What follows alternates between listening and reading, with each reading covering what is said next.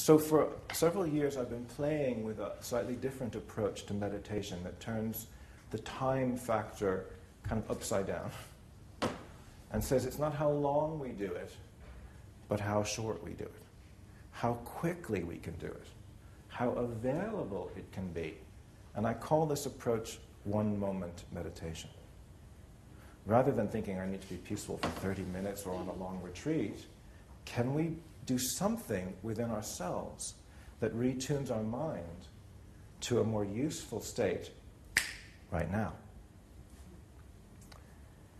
And one of the sources for this was when I was asked to teach meditation to a group of corporate lawyers. And I'll just tell you the story briefly.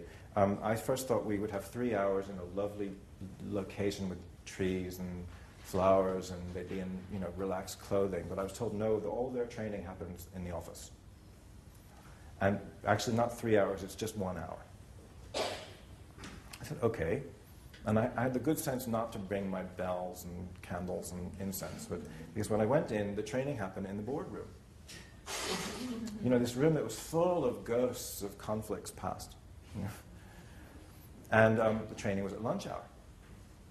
So on the table, on the boardroom table, piles of sandwiches and snacks and beautiful cakes and drinks. And then this team of lawyers came in, and they were in their sharp suits and sharp skirts and sharp shoes and very sharp minds and full of the banter of work.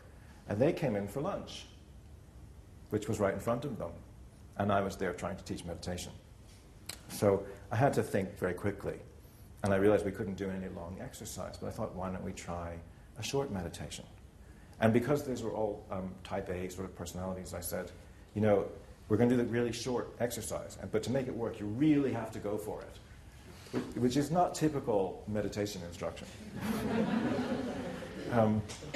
But the most extraordinary thing happened, because after a very short meditation, I could feel a very palpable change in the room, in whatever you call that feeling you have in a room, that consciousness in the room.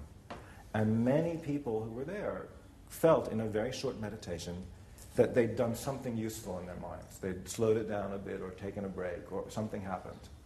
Then we ate lunch and did a bit more.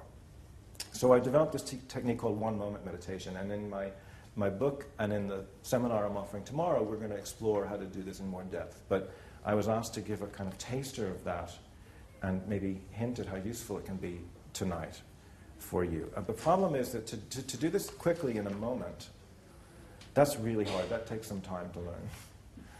Because a moment goes by so quickly. You really would have to be quite a master to notice it.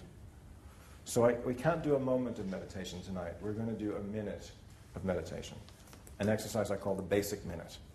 And the advantage of a minute is that, we can measure it. And we know where it begins and we know where it ends. We think we know where a minute is. We don't really know where a minute is, but we have this little clock that kind of reassures us that we know what a minute is. So it's like a moment with handles on it, so we can get a grip on it. So what we're going to do tonight is a minute of meditation, and go for it.